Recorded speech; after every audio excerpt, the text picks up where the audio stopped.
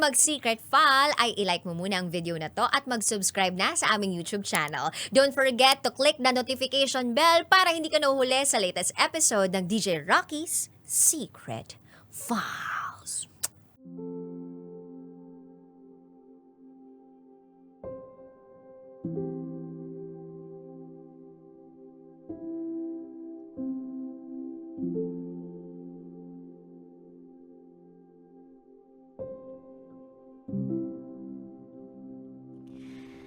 And now, it's time for DJ Rocky's Secret Files with Jello.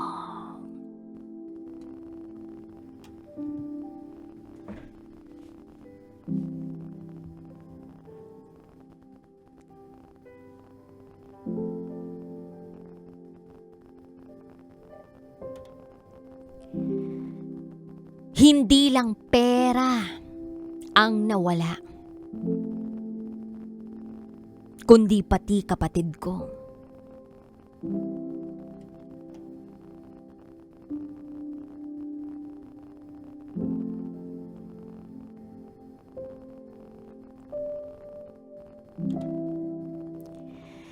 Hi DJ Rocky at DJ Jello. Itago nyo na lang ako sa pangalang Joey. At ito, ang aking secret file.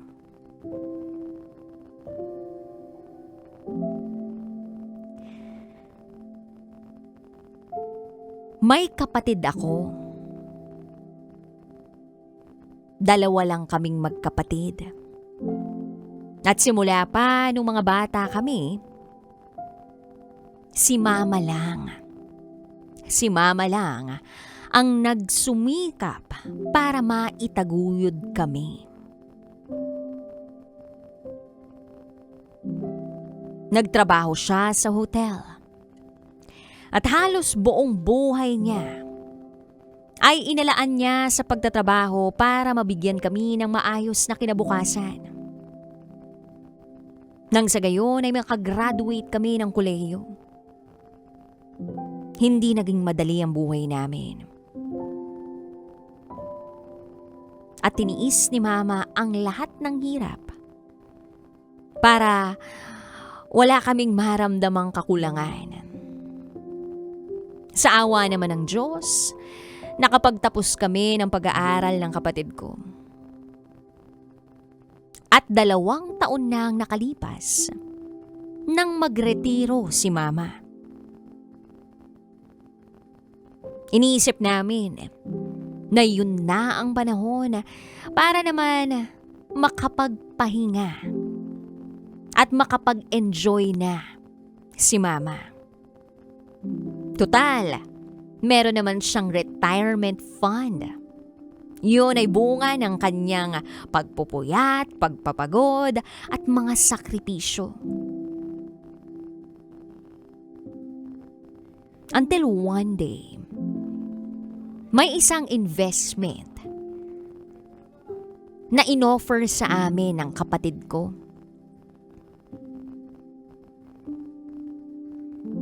Sigurado raw ang kita. Paulit-ulit niya kaming kinukumbinsi ni Mama na mag-invest. Sa katunayan, nung nagpe-present pa siya, ay isinama niya ang kanyang girlfriend na si Patricia para mas lalo pa naming maunawaan ang sinasabi nilang investment. DJ Rocky at DJ Jello, may pinag-aralan si Patricia. Nagtapos siya ng financial management.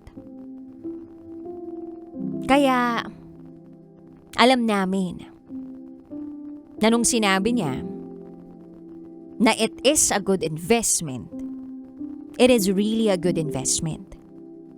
At bukod pa ron, kapatid ko naman ang nag-uudyok sa amin. Kaya tiwalang-tiwala kami ni Mama. Hindi namin inisip na baka Meron pang ibang dahilan para magduda. Hello, kapatid ko, anak siya ni mama.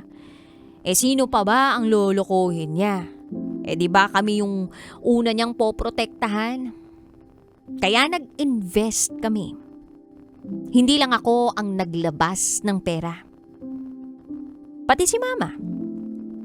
At ang retirement fund na ilang dekada niyang inipon ay ipinagkatiwala niya sa sarili niyang anak. Lumipas ang 1 buwan. Nagtatanong kami ng update. Ang sabi ng kapatid ko, wait lang daw.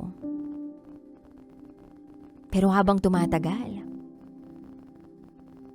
imbes na tubo ang makita namin, puro dahilan na lang ang naririnig namin. Kapag nagtatanong kami, palaging pagpapaliwanag lang ang naririnig namin. Palaging may pangakong, wait lang, hintay lang kayo, bibigay din sa inyo yung tubo. Maganda to. Hanggang sa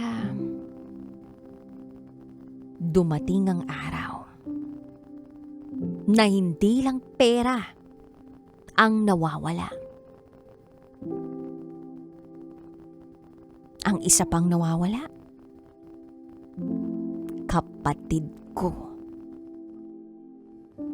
Hindi na lang pera ang nawawala. Pati ang kapatid ko nawawala. DJ Rocky at DJ Jello, hindi na sumasagot sa tawag ang kapatid ko. Hindi na rin nagre-reply sa mga mensahe namin. Hanggang sa napansin namin ni Mama na naka-block na pala kami sa lahat ng social media accounts niya. Sinubukan din naming kontakin ang kanyang girlfriend na si Patricia. Pero pati kami ay nakablock sa kanya.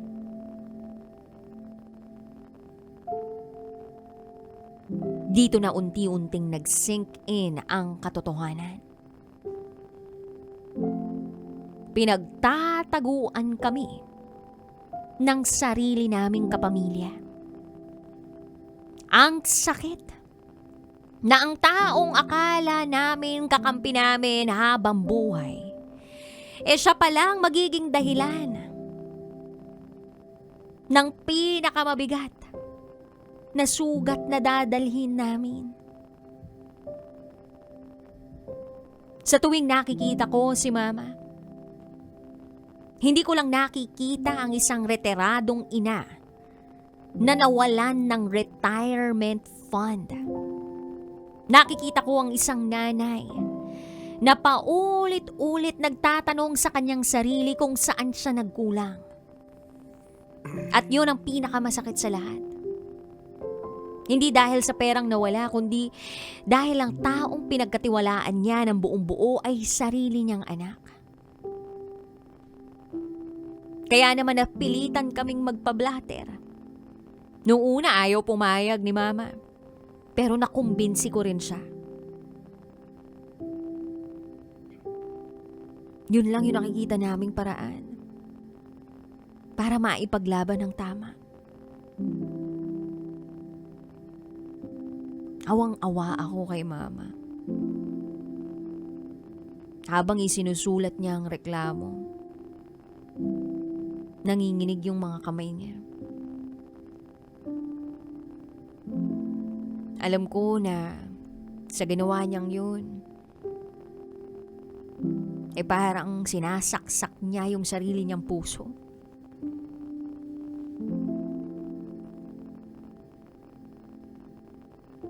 Hindi ko akalain na darating tong araw na to.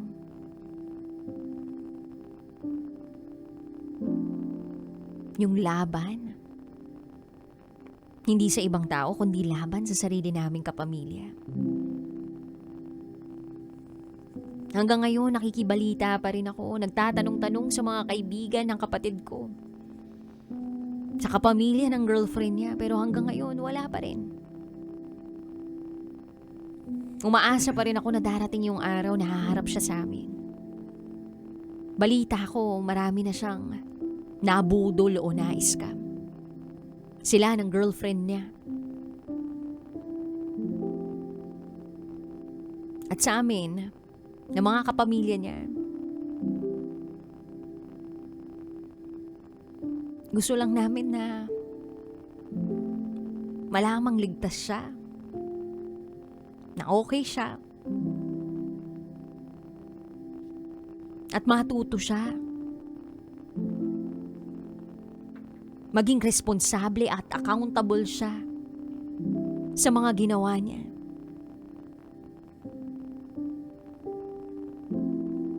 Kasi yung perang nawala, pwede namang paghirapan uli.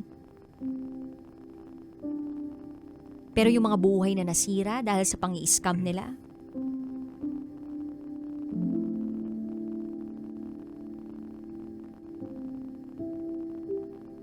yung tiwala, yun yung mahirap nang ibalik. At hindi namin alam kung makakaya pang buuin ang lahat.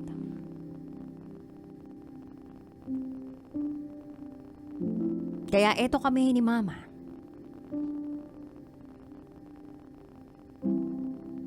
Rumaraket. Napatinda ng mga kung ano-ano. Habang ako'y nagtatrabaho. Ayoko na sana talagang pagtrabahuhin si Mama, pero dahil sa back to zero kami, wala, kailangan. At magiging matapang ako hanggat may buhay ako. Hindi na lang para sa sarili ko, kundi para kay Mama. At sana naiisip yun ng kapatid ko. Hanggang dito na lang po muna, DJ Rocky at DJ Jello. Muli, ako si Joey. At ito, ang aking Secret 5.